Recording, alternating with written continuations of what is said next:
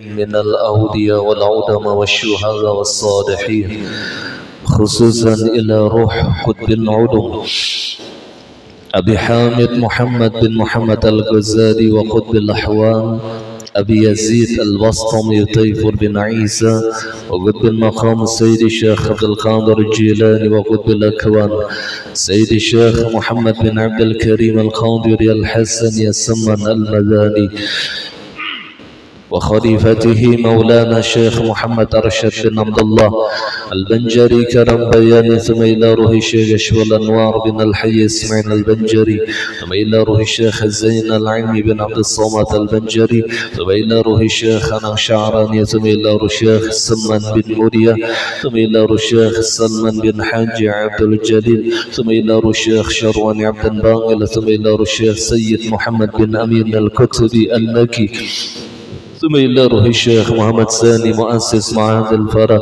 وشيخنا العارف بالله الحاج محمد الزيني بن عبد الغني سكوم والمرتبورة البنجري وأصوله وفروعه، وشيخنا العارف بالله الحاج وشرمن هشام صالح الكتباري المندني وأصوله وفروعه، وشيخنا العارف بالله الحاج محمد أهلا بن محمد عباس الجنون البنجري وأصوله وفروعه، وخصوصا لمصنف هذه الرسالة الإمام محمد نووي بن عمر الجاوي البنتني وأصوله وفروعه، وجميع مشايخنا ومشايخهم ووالدينا ووالديهم وأمواتنا وأمواتهم وأموات المسلمين أجمعين، بنية أن الله الكريم يتغشاهم بالرحمة والمغفرة وينفعنا ويعيد علينا وعلى والدينا وأزواجنا وذريتنا من بركاتهم وأنوارهم وعلومهم ونفحاتهم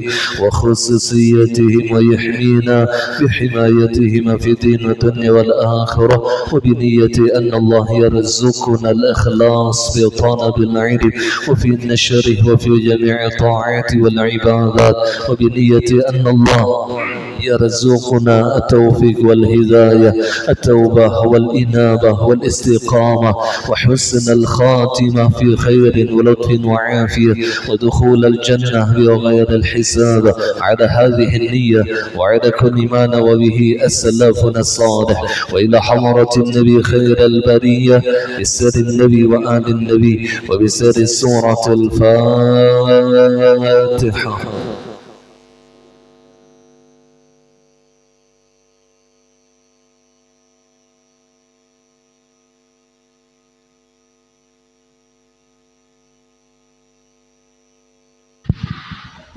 أعوذ بالله من الشيطان الرجيم، بسم الله الرحمن الرحيم. الحمد لله رب العالمين، اللهم صل وسلم على سيدنا محمد الأمين وعلى آله وأصحابه إلى يوم الدين. رب اشرح لي صدري ويسر لي أمري واحلل عقدة من لساني يفقه قولي. سبحانك لا علم لنا إلا ما علمتنا إنك أنت العليم الحكيم، ولا حول ولا قوة إلا بالله العلي العظيم العزيز العليم، عدد كل حرف كتب ويكتب أبد الآبدين ودهر الداهرين، رضي الله عني وعنكم وعن جميع المسلمين. قال المصنف رحمه الله تعالى: ونفعنا به وبعلومه في الدارين آمين. Yang kelima, setengah daripada perkara yang wajib dijaga oleh lisan kita. Yang disebutkan oleh musannif ada 8 perkara yang harus kita jaga bagi lisan kita. Maka di sini yang kelima. Yang pertama dusta, yang kedua menyalahi janji, yang ketiga ghibah, Yang keempat, berbentah-bentahan. Yang kelima, nah ini yang kita bicarakan, memuji diri dengan cara membanggakan diri. Memuji dirinya tapi dengan cara menyombongkan hatinya. Artinya dikecualikan ada orang yang memuji diri tapi dengan tujuan tasyakuran li ni'amillah, mensyukuri atas nikmat Allah. Ada tujuannya ia memuji diri takabburan dalam rangka membanggakan dirinya. Nah ini berbeda. Apabila memuji dirinya dalam rangka membanggakan dirinya, menyombongkan dirinya, maka pujian tadi akan mengotori hatinya. Tapi jikalau ia memuji dirinya dalam rangka tasyakuran li ni'amillah, mensyukuri atas nikmat Allah, maka pujian itu akan membersihkan hatinya. Jadi kita kadang-kala sangka yang macam-macam tu lawan orang. Yang memuji diri bisa jadi pujiannya itu dalam rangka yang mensyukuri atas nikmat Allah. Tetapi kebanyakannya ketika seseorang memuji dirinya biasanya untuk membanggakan diri. Kebanyakannya itu sombong. Maka biasanya kesombongan itu diawali dengan ujub. Ujub itu merasa bangga dengan diri. Jadi sebelum ia terserang penyakit sombong, maka lebih dahulu diserang oleh penyakit ujub. Ulama menyebutkan ujub itu nisyanul mun'im. Seseorang itu mendapatkan penyakit ujub, merasa bangga dirinya disebabkan lupa dengan orang yang memberi nikmat. Nisyanul mun'im itu sebabnya. Lupa dengan orang yang memberi nikmat. Sehingga ia merasa nikmat yang ada di dalam dirinya ini adalah miliknya, bukan pemberian Allah. Maka ketika ia lupa bahwasanya nikmat itu dari Allah, maka pasti terserang penyakit ujub di dalam kalbunya. Dipastikan. Maka Nabi menyebutkan ada 3 perkara kata Rasulullah yang membinasakan manusia. Salah satunya i'jabul mar'i bi nafsihi, merasa bangga dirinya, merasa bangga seseorang dengan dirinya. Ini yang akan mencelakakan manusia. Merasa dirinya lebih baik daripada orang lain, merasa dirinya lebih mulia daripada orang lain, merasa dirinya lebih banyak ibadah daripada orang lain, merasa dirinya lebih sedikit dosa daripada orang lain. Bahaya. Ini penyakit yang paling bahaya. Yang biasanya terserang penyakit ini adalah orang-orang yang berilmu, orang-orang yang rajin ibadah, orang-orang yang menuntut ilmu agama. Ini tekanannya penyakit ini yang paling ranjak. Mantangan kita adalah rajin menuntut ilmu. Ada orang kadang menuntut ilmu gawiannya mabok. Ini kasihan aja bang orang tuh aja neraka aja lagi tuh, nasib aja lagi. Dan merasa dirinya lebih baik daripada orang tersebut. Padahal kita nggak tahu akhir hidup kita. Innamal a'mal bil khawatim. Bahwasanya amal itu kata Rasulullah di akhir hidupnya. Bisa jadi di awal kehidupannya ia seperti orang saleh, tapi di akhir hayatnya ia su'ul khatimah. Bisa jadi di awal kehidupannya ia ahli maksiat, tapi di akhir kehidupannya ia husnul khatimah. Innamal a'mal bil khawatim. Mudah-mudahan Allah selamatkan kita daripada penyakit ujub. Sedikit benar bedanya antara ujub dengan syukur, sedikit benar. Nang kayak kulimbir kulit bawang, tipis benar. Di pintangan mun'im tadi Orang yang ujub ia lupa dengan yang memberi nikmat, sedang orang yang syukur ia ingat dengan orang yang memberi nikmat, dan tentu hasilnya beda. Jauh perbedaannya antara orang yang ingat dengan memberi nikmat dengan orang yang lupa dengan memberi nikmat. Jauh perbedaannya. Allahumma ja'alna min ibadillahi syakirin. Mudah-mudahan Allah jadikan kita di dalam golongan hamba yang gemar atau pandai mensyukuri atas nikmat Allah. Dan kita berlindung daripada seseorang atau golongan orang yang suka membanggakan diri. Maka bahaya membanggakan diri ini paling bahaya sudah. Karena akan masuk kepada sombong. Dan apabila orang itu sudah masuk kepada sombong, ujar Rasul, la yadkhulul jannah man kana fi qalbihi mithqala habatin min kibir. Tidak akan pernah masuk ke dalam surga, kata Rasulullah, apabila di dalam hatinya ada seumpama biji sesawi daripada sifat sombong. Sedikit saja ada di hati ini sombong, la yadkhulul jannah, tidak akan pernah masuk ke dalam surga. Maka surga itu ada dua. Allah mengatakan di dalam Al-Quran, wa man khafa maqama rabbih jannatan. Barang siapa takut dengan kedudukan Tuhannya, maka ia akan diberikan dua surga, dua jannah. Yang pertama surga dunia, yang kedua surga akhirat. Maka surga dunia adalah ma'rifatullah fid dunya. Ma'rifatullah fid dunya. Ya kenal hatinya dengan Allah.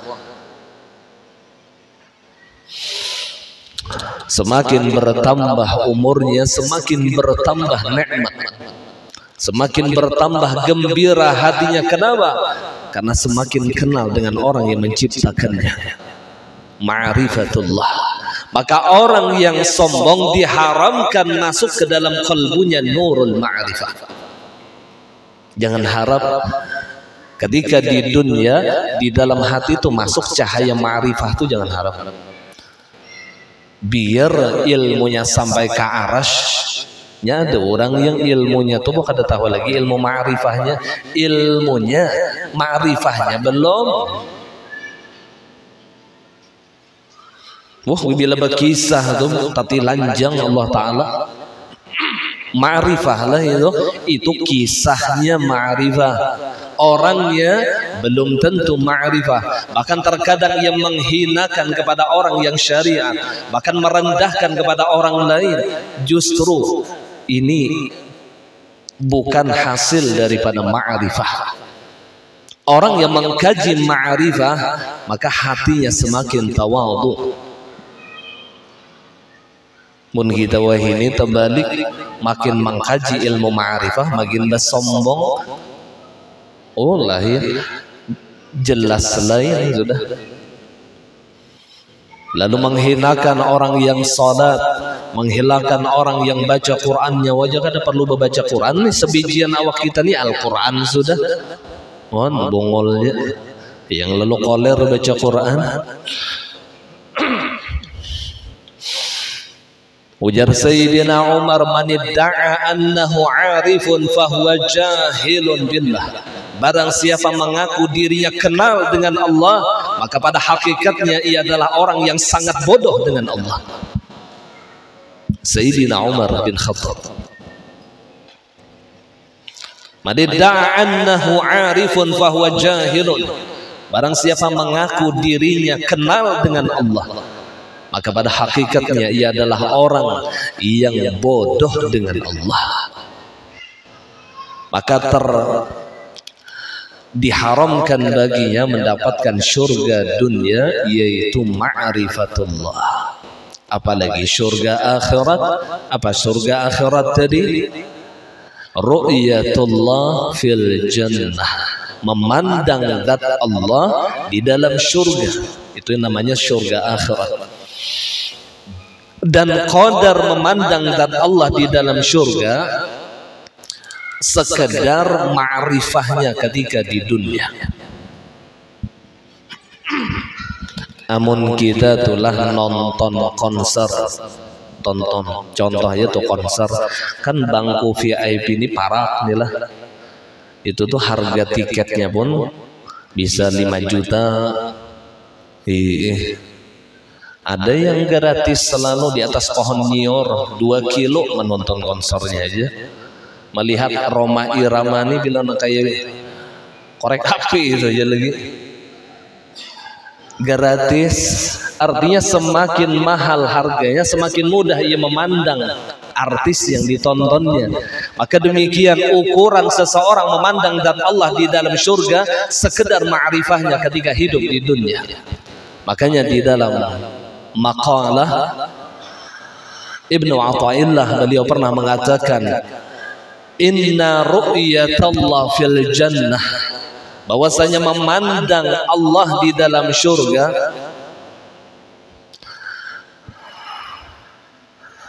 hasilatun lil ma'rifatil ladzi fid dunya, itu hasil daripada ma'rifahnya ketika di dunia. Semakin ia ma'rifah di dunia, maka semakin dekat ia memandang Allah, semakin lama ia memandang Allah.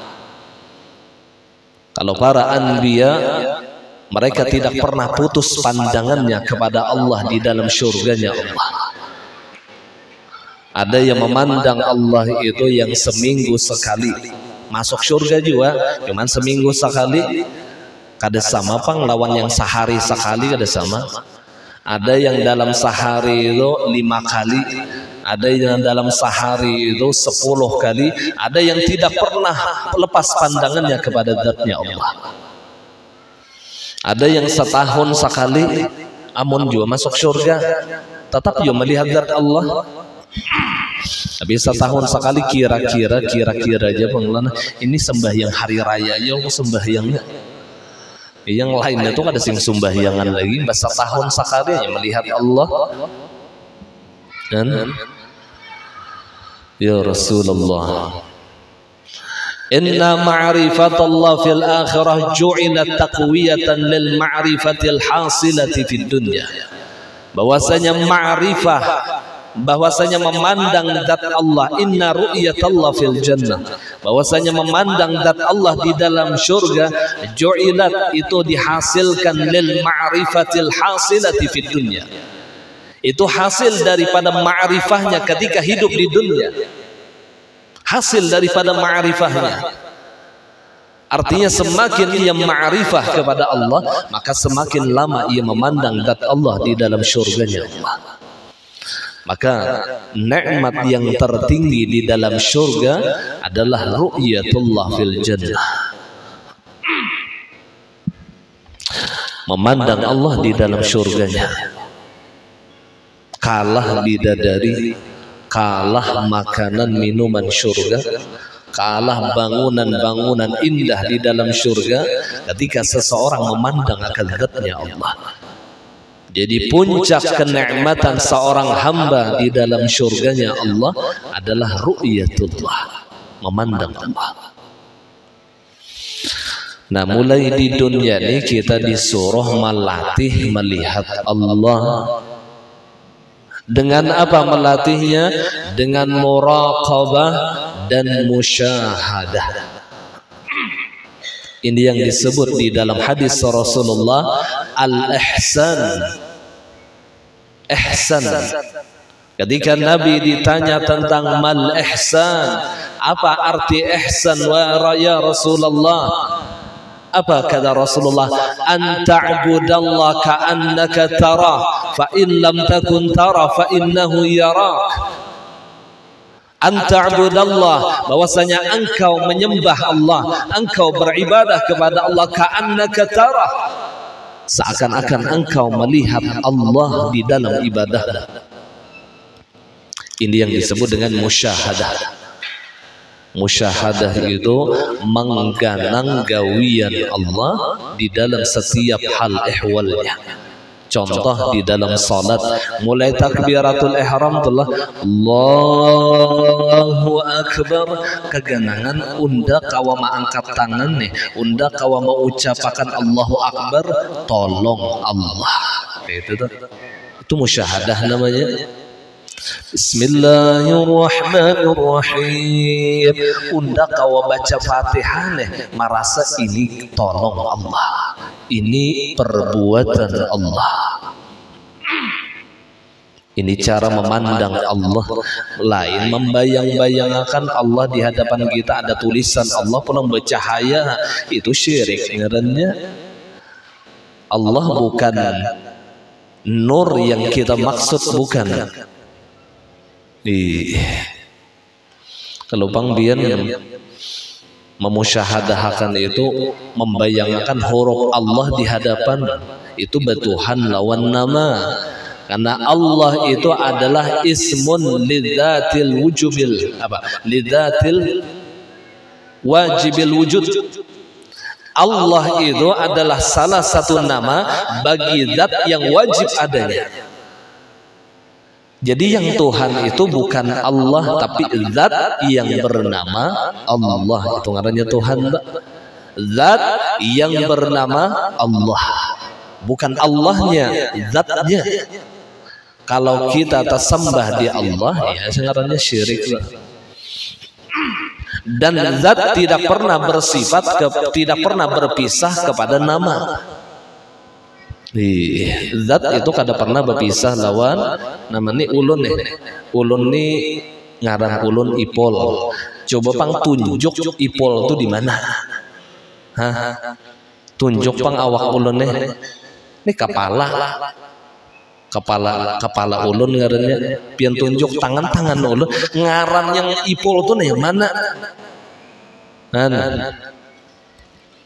Yang ngarannya sebijian tadi. Allah.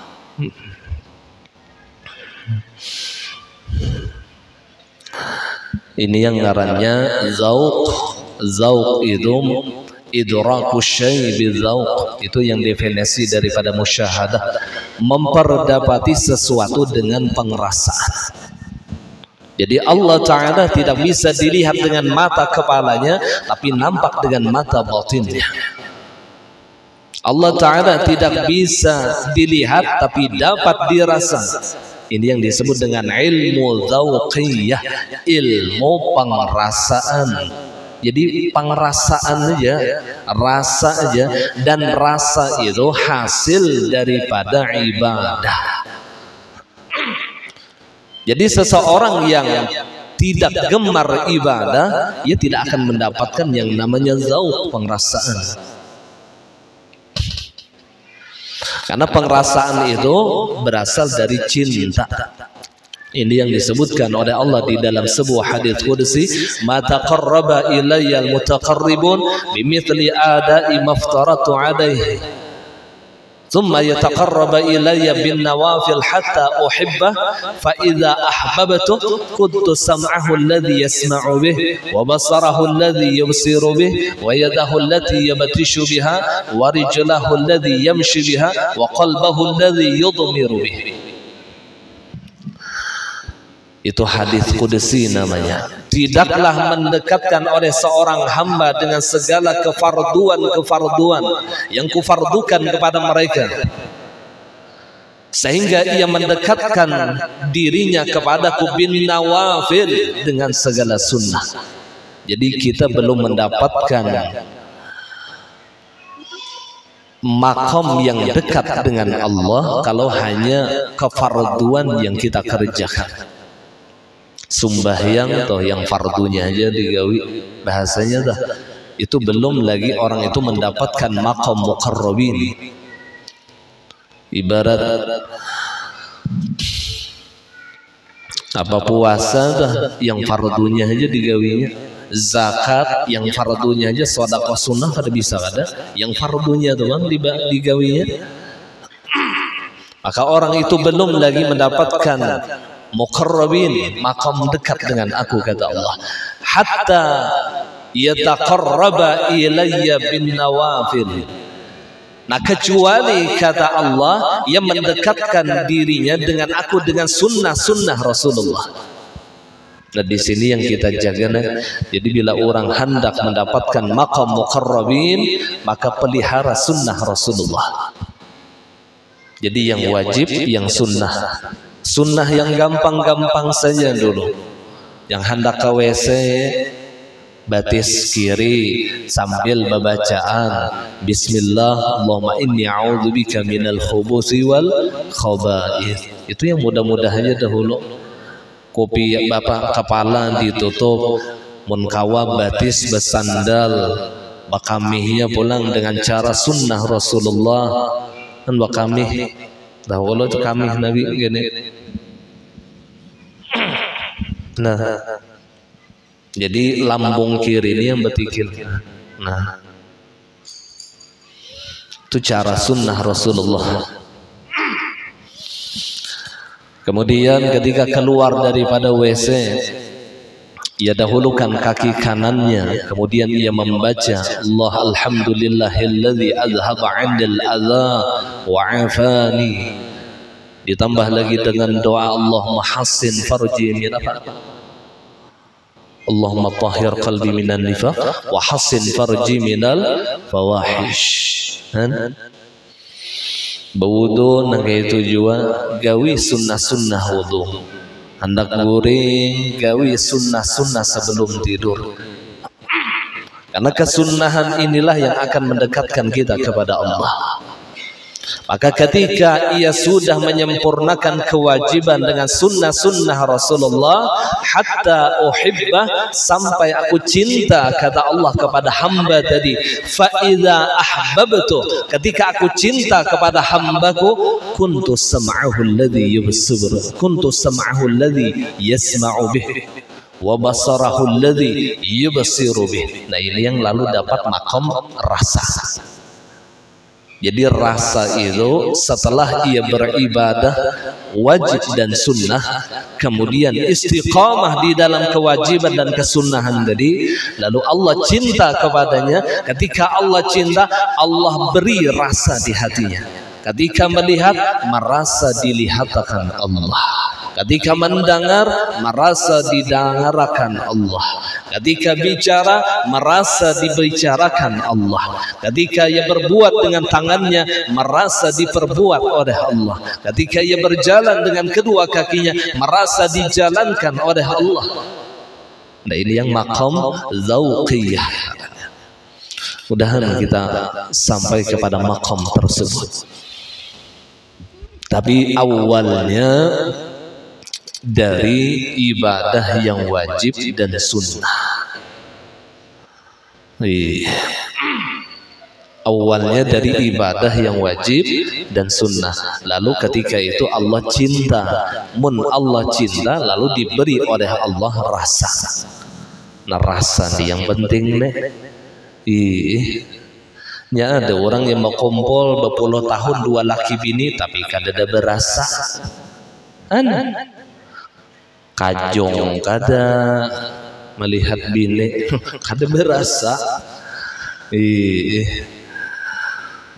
Yang bini nang itu juga melihat lakinya kada ada rasa, padahal bakumpul sebantal sepaguringan, cuman hilang rasa, hilang kenikmatan ketika itu. Hilang kenikmatan ketika itu. Mbah rahatan covid, ingatlah bian, salah satu ciri covid kada berasa ilat, kada berasa, hilang ya Rasulullah. Ketika sudah di dalam ibadahnya hilang rasanya, maka ia tidak mendapatkan manisnya ibadah. Ladzatul ibadah, halawatul ibadah. Orang dulu ketika mereka baca Quran diberi rasa oleh Allah yang luar biasa, sehingga mereka menangis, mereka gemetar mendengar ayat-ayat Allah. Ketika mereka berzikir kepada Allah, mereka mendapatkan rasa yang luar biasa. Fa idza dzukirallahu wajilat qulubuhum wa zadatuhum imana wa idza tuliyat ayatuhu zadatuhum imana. Ketika disebutkan nama Allah, wajilat qulubuhum, wajilat qulubuhum, gemetar hatinya. Wa idza tuliyat ayatuh, dan ketika dibacakan ayat-ayat Allah, zadatuhum imana, maka bertambahlah keimanan mereka. Itu orang yang diberikan rasa oleh Allah. Mun kita mendengar ajan pulalau kalau bang ada timbul takutan, hati kada ada juga hendak timbul sembahyang, kada ada juga kada ada rasa. Ya Allah, bahaya ketika dicabut rasa oleh Allah, tuh bahaya benar. Allahumma rzuqna halawatal ibadah wa ladzata dzikrillah. Di dalam kitab disebutkan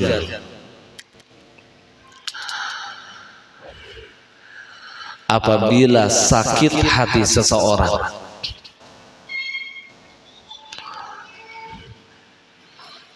maka ia tidak akan bisa merasakan nikmatnya zikrullah, nikmatnya ibadah, nikmatnya salat, karena hatinya tadi garing. Sebagaimana orang yang sedang sakit diberikan makanan-makanan yang lezat, minuman-minuman yang lezat, tapi ia tidak berselera dengan makanan dan minuman tadi. Kenapa? Awak garing. Maka demikian ketika hati seseorang itu sakit, dipenuhi dengan sombong, dipenuhi dengan ujub, dipenuhi dengan hasad, ghibah dan lain sebagainya, kada merasa lagi yang ngarannya nikmat ketika ibadah dicabut oleh Allah. Duduk di majelis ilmu kada berasa nikmat. Adalah duduk di majelis ilmu kada berasa nikmat. Tetapi ketika ia duduk di majelis maksiat 2-3 jam kada berasa. Kada berasa 2-3 jam. Padahal mau lebih isukan mana? Jam 5 sudah ya. Ada gawiannya menggibah, menyambat orang tuh gawiannya dah. Kada berasa ketika hadir di majelis ilmu seperempat jam itu rasa 2 jam sudah. Padahal itulah bukti barokah, bukti keberkahan. Dicabut rasa nikmat tadi ketika ia berada di dalam majelis ilmu. Dicabut rasa nikmatnya ketika ia membaca Al-Quran. Dicabut rasa nikmatnya ketika ia beribadah kepada Allah.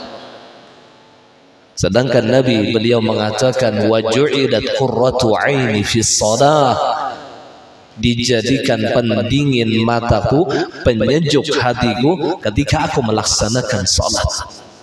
Rasulullah bila hati sidin gundah, sembahyang sidin hilang gundah gulana tadi. Kita makin sakit hati, bawa sembahyang makin bertambah sakit hati.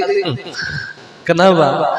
Karena penyakit hati tadi bang masih belum beres. Ulun sudah juga guru ajar babacaan, sudah juga berzikir, tatap ulun sangkal di hati penyakit tadi bang diharago. Sangka jahat diharago, sombong diharago, merasa lebih baik dari orang diharago. Ini yang maulah hilanglah kelezatan di dalam ibadah. Ya Rasulullah, diharago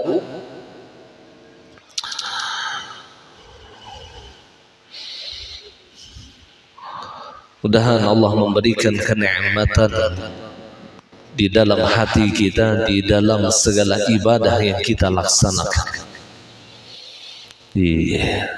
Tetapi seandainya tidak ada kenikmatan pun, maka jangan pernah putus ibadah. Nah ini terkadang ketika diberi zauq oleh Allah, lalu ia betuhan lawan rasa. Ini bahaya juga, betuhan lawan rasa.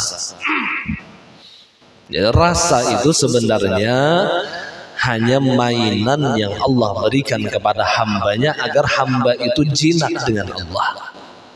Model kakanakan adalah kakanakanina pina gagah benar julungi mainan ampihnya gagah nangke tujuan hamba Allah ketika Allah itu cinta kepada hambanya supaya hatinya jangan liar diberi oleh Allah mainan tadi ya rasa dan jangan dijadikan rasa itu Tuhan jangan.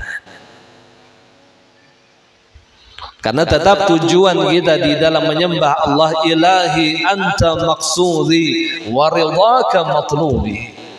Ya Allah, engkaulah maksudku dan ridha engkaulah yang aku tuntut.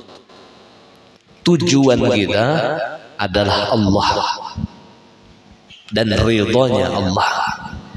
Jadi seandainya sembahyang rasa kada berasa gawi terus. Jangan bila kada berasa lagi sampai sudah sembahyang jangan ini luput nih kada paham kadangnya. Justru rasa itu didapatkan dari istiqamah. Dari istiqamah.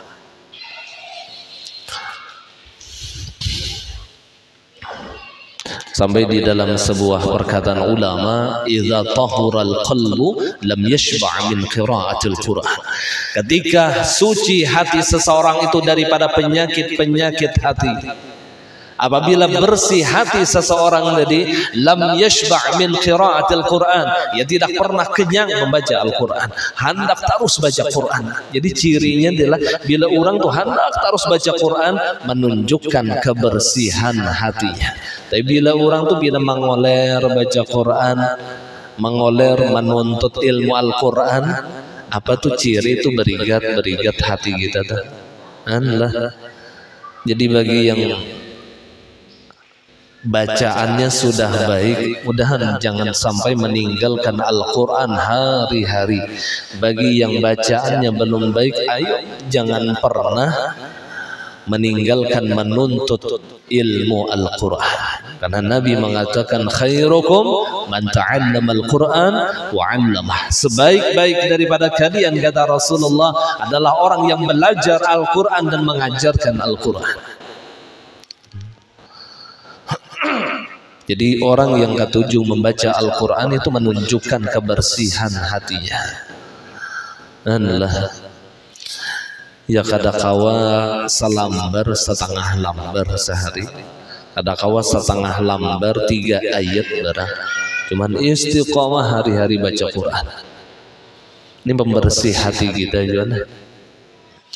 Maka bila orang itu sudah dibersihkan oleh Allah, ya yang kada pernah kanyang, hendak terus baca Quran.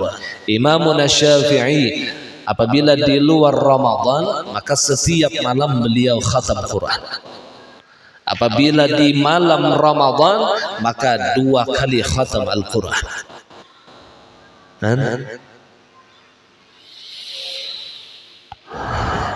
Mungkin sejauh benar lah. Ulun khatamai guru ajar tiap malam qul huwallah 3 kali. Itu fadilatnya ngarannya. Fadilatnya itu lain kada sama lawan orang membaca dari awal Al-Quran sampai akhir Al-Quran. Tapi untung juga fadilatnya barang qul huwallah itu kan apa? Suratul Ikhlas ta'dilu sulusul Quran. Surah Al-Ikhlas itu membandingi sepertiga Al-Quran. Apabila ia membaca surah Al-Ikhlas 3 kali, maka sama pada hakikatnya ia membaca Al-Quran sebijian. Jadi mohon kawat tiap malam dia hendak guring, jangan tertinggal membaca surah Al-Ikhlas 3 kali, supaya kita mendapatkan sebelum tidur kita khatam Al-Quran. Pahala khatam Quran. Hendak guring dapat pulang pahala khatam Quran. Hendak guring dapat pahala khatam Quran. Loh kada gampangan. Itu barang dahulu kadang kayak Imam Syafi'i itu. Imam Syafi'i itu dasar membaca bujur. Nah kemudian kita teruskan lagi. Adapun untuk mengakui nikmat maka hal itu baik. Artinya memuji diri dalam rangka bersyukur atas nikmat Allah itu baik ya Sidin. Tapi kalau memuji diri dalam rangka membanggakan diri, nah ini yang kada baik. Ini yang kada baik.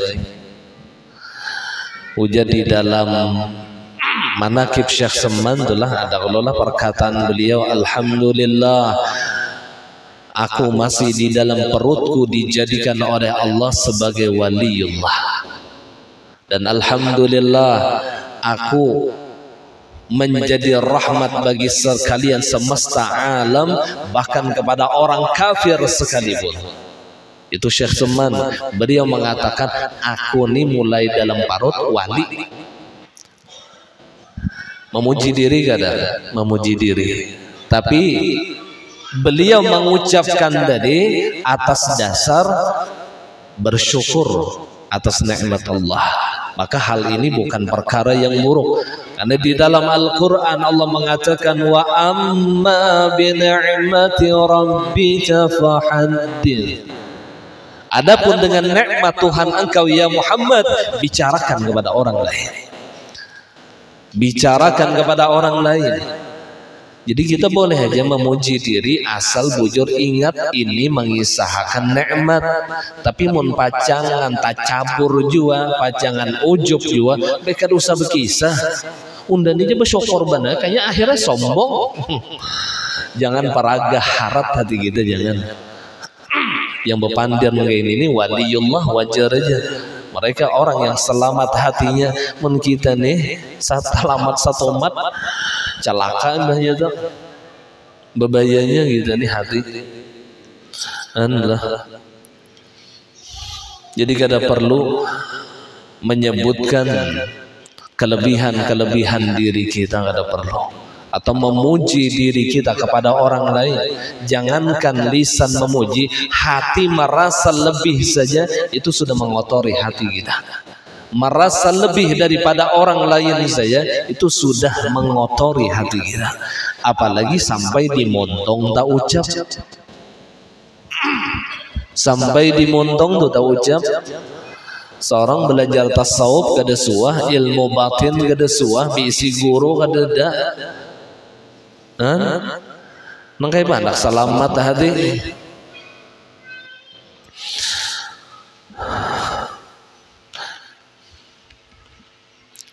Karena menyebut kenikmatan berarti mensyukurinya. Menyebutkan kenikmatan itu berarti syukurnya Sidin.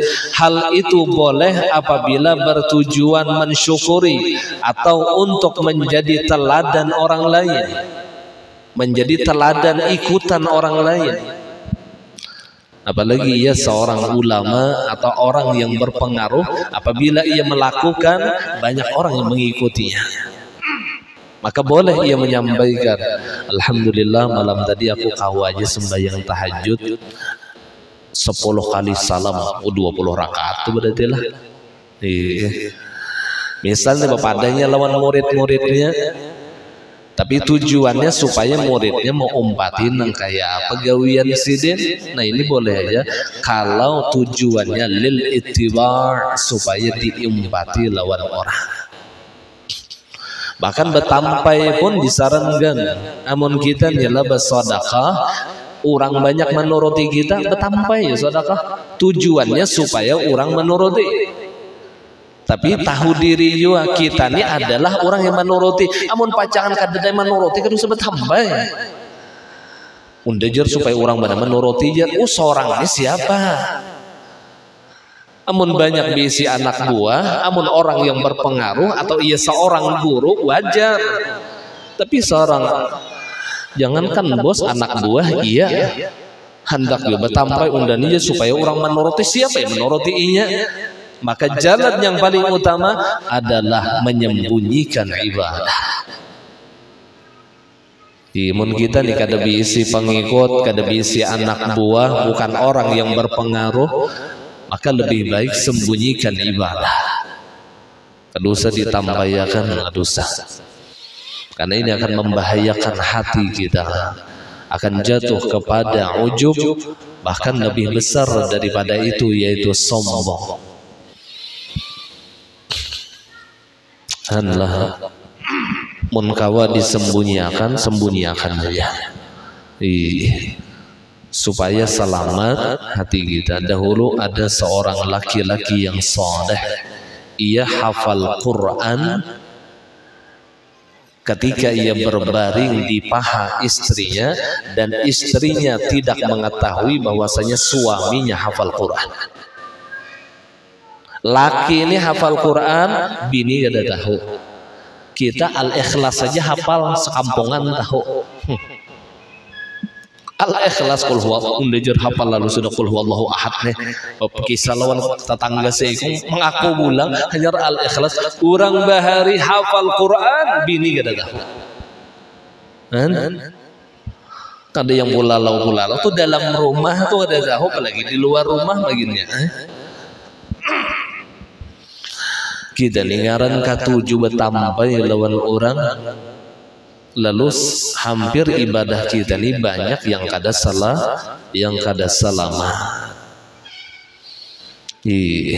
Karena ke-7 tadi hendak minta puji lawan orang, hendak orang memuliakan lawannya undani beribadah. Itu bang, niat hati kita tuh nangka itu nafsu kita ini dasar condong hendak minta puji, condong hendak minta muliakan nafsu kita. La ammaratum bisu, ia memerintahkan kepada kejahatan, condong supaya ia masyhur nafsu dah undani nah.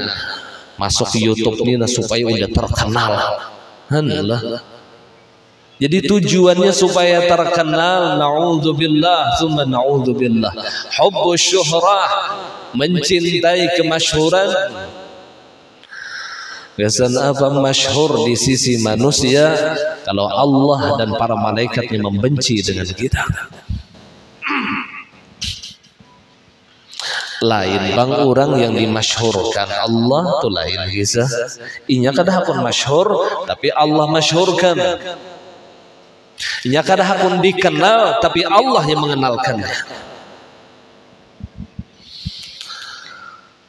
Allah beda itulah, beda tuh lawan orang yang hendak dikenal itu beda. Dan Allah selamatkan hati kita. Yang dahulu ada doa abah guru, ya Allah peliharalah kami daripada hubbus syuhrah, cinta kemasyhuran, cinta popularitas, wa hubbut tasaddur, dan cinta menonjolkan diri. Bahkan belum waktunya menonjolkan diri, bahkan gak ada ilmunya berani menonjolkan diri. Fil majalis, di majelis-majelis, wal mahafil, di perayaan-perayaan besar. Ke-7 menonjolkan diri. Mun kawa bila unda datang, orang menyambut beratan, unda hendak duduk di muka. 7 benar yang ngarannya tasaddur fil majalis wal mahafil, yang hendak menonjolkan diri itu ke-7 benar. Ya Allah, ya Rasulullah.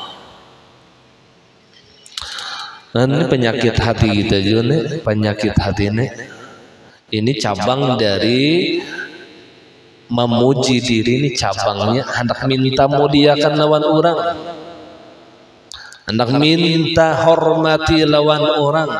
Talabul manzilah fi qulubin nas, yang menuntut kedudukan di hati manusia.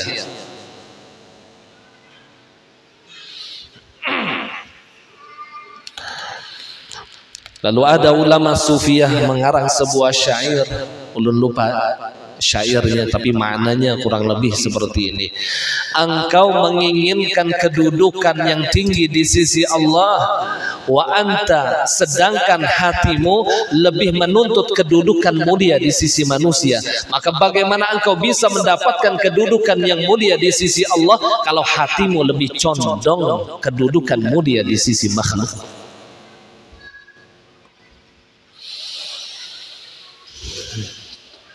La tatlubanna 'indal muhaimini manzila wa anta tatlubu 'indan nasi manzila. Itu kalau ada khilaf bunyi syairnya. La tatlubanna indal muhaimini manzila. Janganlah kalian menuntut kedudukan di sisi Allah wa anta tatlubu indan nasi manzila. Sedangkan engkau, kata ulama, menuntut di sisi manusia kedudukan. Di sisi Allah hendak juga, di sisi manusia hendak juga. Ada mau bang? Kada mau. Mun orang tuh hendak menuntut di sisi Allah, manusia dapat. Tapi ketika orang itu menuntut kedudukan mulia di sisi manusia, jangan harap dapat di sisi Allah. Tapi ketika seseorang itu menuntut kedudukan mulia di sisi Allah, maka pasti manusia memuliakannya. Itu pasti. Jadi Allah itu akhirat, manusia itu dunia. Siapa menuntut akhirat, dunia dalam tangan. Siapa yang menuntut dunia, jangan harap akhirat datang lewatnya. Itu bahasanya dah. Siapa yang menuntut mulia di sisi Allah, manusia akan memuliakannya. Siapa yang menuntut mulia di sisi manusia, maka Allah akan menghinakannya. Jadi hendak manusia itu memuliakan kita, maka muliakanlah, maka carilah kedudukan mulia di sisi Allah. Cari kedudukan mulia di sisi Allah. Dan jangan harap kita mendapatkan kemuliaan di sisi Allah kalau hati kita mencari kemuliaan di sisi manusia.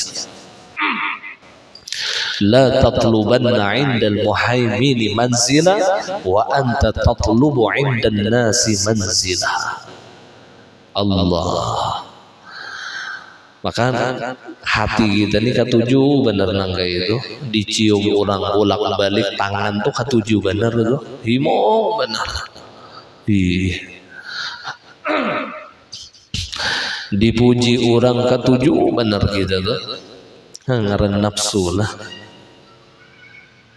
Nah kemudian atau untuk menjadi teladan orang lain dan ia tidak mengkhawatirkan fitnah atas dirinya. Inya itulah memuji diri, tujuannya mensyukuri nikmat Allah atau menjadi contoh bagi orang lain. Dan ia tidak mengkhawatirkan terjadi fitnah atas dirinya. Sedangkan menutupi hal itu lebih utama.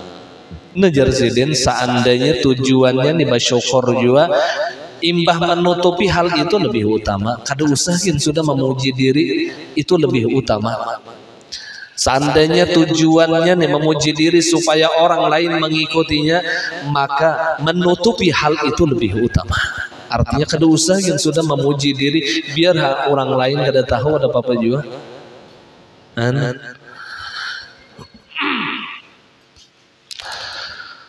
Demikian yang dikatakan oleh Asy-Syarbini. Memuji diri nah. Jadi beratlah. Mudah-mudahan Allah selamatkan kita. Iya. Bahkan termasuk memuji dirinya di hadapan istri dan suaminya. Sama aja dong. Karena bini itu makhluk juga, laki itu makhluk juga, sama aja. Hendak minta puji lawan anak, sama aja juga makhluk juga anak tuh. Kalau bang lawan bini ada bapak aja memuji diri, kok ada sama aja. Bini makhluk juga. Ya seandainya kita memuji diri kita pun mudahan juga hati selamat. Itu aja bang lagi. Dan yang paling kita utamakan ini hati ya berataan. Karena Allah memandang kepada hambanya itu atas hati kita. Atas hati kita. Li'anna sarirata mawdi'un nazaril haqq. Bahwasanya sarirah hati itu adalah tempat pandangan Allah. Wal 'alaniyata mawdi'un nazaril khalq. Dan tubuh kasar kita adalah tempat pandangan makhluk. Ini kita bagamis besar lendang kopiah itu makhluk aja yang memandang kita. Makhluk yang memandang kita. Allah hati kita. Walakin Allah yanzuru ila qulubikum. Maka orang yang berakal ia lebih mengutamakan pandangan Allah daripada pandangan makhluk. Karena Allah yang memiliki surga, Malikud dunya wal akhirah. Makhluk kada diisi surga, kada diisi pahala. Ya mudah-mudahan dan berkat kita menuntut ilmu agama dengan berkat Rasulullah, dengan berkat ahli baitnya Rasulullah, Allah Subhanahu wa taala mengampuni segala dosa-dosa kita, dosa kedua orang tua kita, dosa guru-guru kita, keluarga dan jiran kita, dosa sekalian muslimin dan muslimat, zahir batin seumur hidup. Dan mudah-mudahan dengan berkat Rasulullah dan ahli baitnya Rasulullah dan orang-orang saleh, Allah selamatkan hati kita, Allah hiasi hati kita dengan akhlak yang mulia, dan Allah hilangkan segala penyakit-penyakit yang ada di dalam kalbu kita. Dan mudah-mudahan Allah wafatkan kita dalam keadaan hati yang bersih, dalam keadaan iman yang sempurna, mati dalam keadaan husnul khatimah, masuk syurga firdaus bi ghairil hisab. Ala hadhihi niyyah. Al-Fatihah. Ar-Rahman. Iya. آمين يا الله يا رب العالمين. بسم الله الرحمن الرحيم. الحمد لله رب العالمين. اللهم صل على سيدنا محمد وعلى آله وصحبه أجمعين. اللهم نور قلوبنا بنور هدايتك كما نورت الأرض بنور شمسك أبدا أبدا. وصلى الله على سيدنا ومولانا محمد وعلى آله وصحبه وسلم. الحمد لله رب العالمين. Ulun atas nama pribadi mewakili daripada seluruh keluarga ulun, anak bini ulun, dingsanak ulun, karena kita ingin menyambut Ramadan, ulun meminta ampun dan maaf, meminta ridha dan halal, zahir batin lawan pian-pian berataan. Dan insya Allah malam ini penutupan sementara, dan kita akan bertemu lagi pada belajaran sesudah Ramadan di bulan Syawal. Tapi insya Allah untuk Ramadan setiap malam diadakan tarawih di majelis ini. Jadi bebinian kah, lelakian kah yang hendak umpat tarawih di majelis ini, bismillah, itu dari 1 Ramadan dan insya Allah sampai selesai. Kalau hendak, yang gak ada hendak ada masalah juga. Ulun guru yang hendak tarawih dilanggar ulun aja barang aja, ulun ini daripada menawari ya. Nah itu aja, pun maaf berataan, sekedar pengumuman. Dan insya Allah pulang, karena kita mengadakan lagi acara haul Sayyidatuna Khadijah, tapi belum ditentukan lagi tanggalnya karena ada jadi grup.